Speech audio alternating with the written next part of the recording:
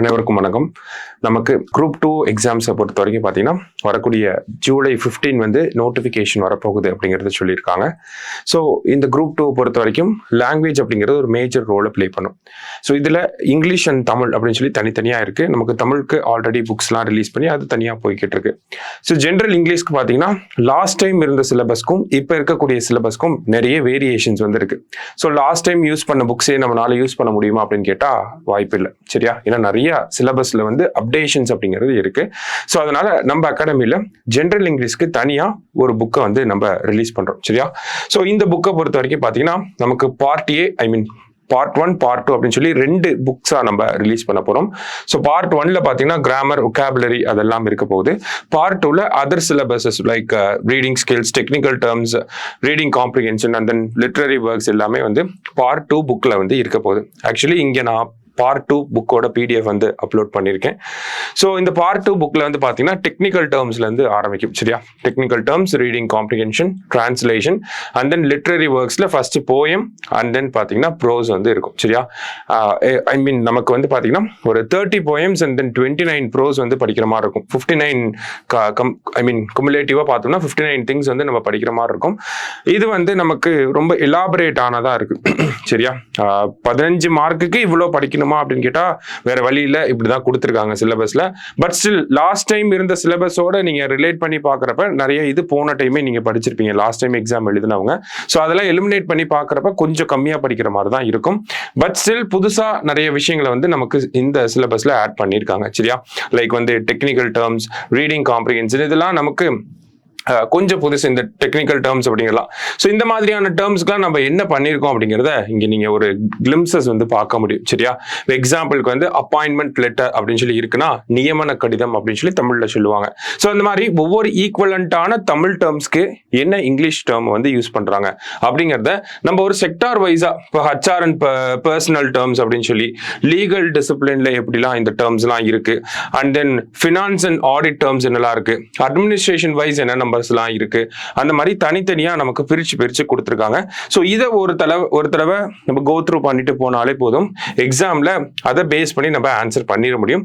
ஈஸியாக தான் இருக்கும். ஃபர்ஸ்ட் டைம் இந்த மாதிரி கேட்குறாங்க, அதனால ஈஸியாக தான் இருக்கும். ரொம்ப கஷ்டப்பட தேவையில்லை. இங்கிலீஷை பொறுத்த வரைக்கும் என்னதான் சிலபஸை சேஞ்ச் பண்ணியிருந்தாலும் still English has an advantage அப்படின்னு தான் சொல்லலாம். ஓகேவா? ஈஸியாக நம்மளால படிச்சிட முடியும். ஓகேவா? அண்ட் தென் இங்கிலீஷை பொறுத்த வரைக்கும் பார்த்தீங்கன்னா மோர் தேன் 85 ஸ்கோர் பண்றது ஈஸி தான். அந்த ஒரு 15% தான் நம்ம ஒர்க் பண்ணணும். நல்லா ஒர்க் பண்ணா அந்த 15% ஈஸியாக எடுத்துடலாம். சரியா? ஸோ இது எல்லாமே அட்மினிஸ்ட்ரேட்டிவ் டேர்ம்ஸே வந்து நிறைய இருக்கும் உள்ள. அந்த டெக்னிக்கல் டேர்ம்ஸ் அப்படிங்கிறது. அதை தாண்டி பார்த்தீங்கன்னா அஃபிஷியல் கரஸ்பாண்டன்ஸ்ல எப்படிலாம் நமக்கு லாங்குவேஜை யூஸ் பண்றாங்க அப்படிங்கிற விஷயங்கள் எல்லாமே இருக்கு. நெக்ஸ்ட் பார்த்தீங்க அப்படின்னா நமக்கு காம்ப்ரிஹென்ஷன் அப்படிங்கிற டாபிக். ஓகேவா? ஸோ காம்ப்ரிஹென்ஷன் நமக்கு ஈஸியாக தான் இருக்கும். ஓகேவா? ஒரு நியூஸ் பேப்பர்லேருந்து ஒரு ஆர்டிகல் கொடுத்துருவாங்க, அதுலேருந்து நமக்கு கொஸ்டின்ஸ் கேட்பாங்க. ஸோ இங்கே இருக்கக்கூடிய ஆர்டிகல்ஸ் எல்லாமே பார்த்தீங்கன்னா நமக்கு ஹிந்து பேப்பர் அந்த மாதிரி ஒரு ஆத்தென்டிக் சோர்ஸ்ல இருந்து எடுத்து வச்ச ஆர்டிகல்ஸா தான் இருக்கும். சரிங்களா? ஸோ அதுல இருந்து நமக்கு கொஸ்டின்ஸ் என்ன மாதிரிலாம் கேட்கலாம் அப்படிங்கிறதுக்கு நம்மளே ஒரு சாம்பிள் எக்ஸசைசஸ் அப்படிங்கறத கொடுத்துருக்கோம். அண்ட் தென் லாஸ்டா பாத்தீங்க அப்படின்னா உங்களுக்கு ப்ரோஸ் அண்ட் போயம்ஸ் அது எல்லாமே கொடுத்துருக்காங்க. இப்போ எக்ஸாம்பிளுக்கு பாய்சன் ட்ரீ அப்படிங்கிற போயம் இருக்குன்னா ஃபர்ஸ்ட் அந்த போயம், அதோட சம்மரி, அந்த போயமோட தீம் என்ன, அபவுட் த போயட் என்ன கொடுத்துருக்காங்க. இது எல்லாமே ஸ்கூல் புக்ஸ்லேயே நமக்கு கவர் ஆயிருக்கும். அடுத்தது கிளாசரி, இதுவுமே நமக்கு ஸ்கூல் புக்ல இருக்கக்கூடிய விஷயம் தான். அண்ட் தென் பார்த்தீங்கன்னா போயமை பற்றின அனாலிசிஸ், என்னென்ன முக்கியமான லைன்ஸ்லாம் இருக்கு, ஃபிகர் ஆஃப் ஸ்பீச் என்னெல்லாம் இந்த போயம்க்குன்னு அப்ளிகபிளா இருக்கு, அதை தாண்டி அப்ரிசியேஷன் கொஸ்டின்ஸ் எப்படிலாம் நமக்கு கொஸ்டின்ஸ் கேட்கலாம், இது எல்லாமே ப்ராக்டிஸ்க்கு நமக்கு கொடுத்துருப்பாங்க. சரியா? இந்த மாதிரி ஒவ்வொரு போயமுக்குமே வந்து பார்த்தீங்கன்னா இந்த அப்ரிசியேஷன் கொஸ்டின்ஸ்ல இருந்து எல்லாமே இருக்கும். அதே மாதிரி தான் நமக்கு ப்ரோஸும் ரெடி பண்ணியிருப்பாங்க. சரியா?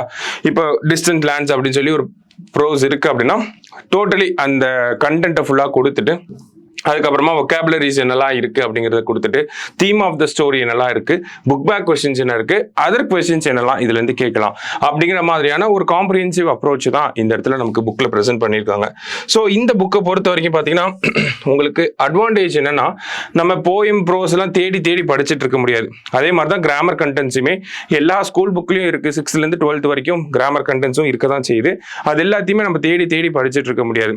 கம்பைல்டா ஒரு இடத்துல இருக்கப்ப நமக்கு வேலை மிச்சம் மிச்சம், டைம் மிச்சம், டக்குன்னு படிச்சிடலாம், எதையும் மிஸ் பண்ணாமல் படிச்சிடலாம். சரிங்களா? ஸோ அது ஒரு பெரிய அட்வான்டேஜ். ஸோ அந்த ஒரு ஃபார்மேட்டில் தான் இந்த புக்கும் ரெடி பண்ணியிருக்கு. நிறைய அடிஷ்னல் எக்ஸசைசஸோட உங்களோட நாலேஜ் டெஸ்ட் பண்ணுற மாதிரி, உங்களோட பர்டிகுலராக அந்த சாப்டர் முடிச்சதுக்கப்புறமா அதில் உங்களோட எஃபிஷியன்சி டெஸ்ட் பண்ணுற மாதிரி நிறைய ப்ராக்டிஸ் எக்ஸசைசஸ் இருக்குது. புக் பேக் கண்டென்ட்ஸ் எல்லாமே இன்க்ளூட் பண்ணியிருக்கோம். ஸோ நல்ல காம்ப்ரிஹென்சிவான ஒரு ப்ரிப்பரேஷனில் இந்த புக்குமே ரெடி ஆயிருக்கு. சரியா? ஸோ இந்த புக்கு பர்ச்சேஸ்க்கு அவைலபிளாக இருக்குது. நீங்கள் பர்ச்சேஸ் பண்ணணும்னு நினச்சிங்கன்னா நம்மளோட புக் ஸ்டோரில் காண்டாக்ட் பண்ணி பர்ச்சேஸ் பண்ணிக்கோங்க. எக்ஸாம் நல்லா ப்ரிப்பேர் பண்ணுங்கள். Thank you. All the best. Suresh IAS academy, வெற்றியின் முகவரி.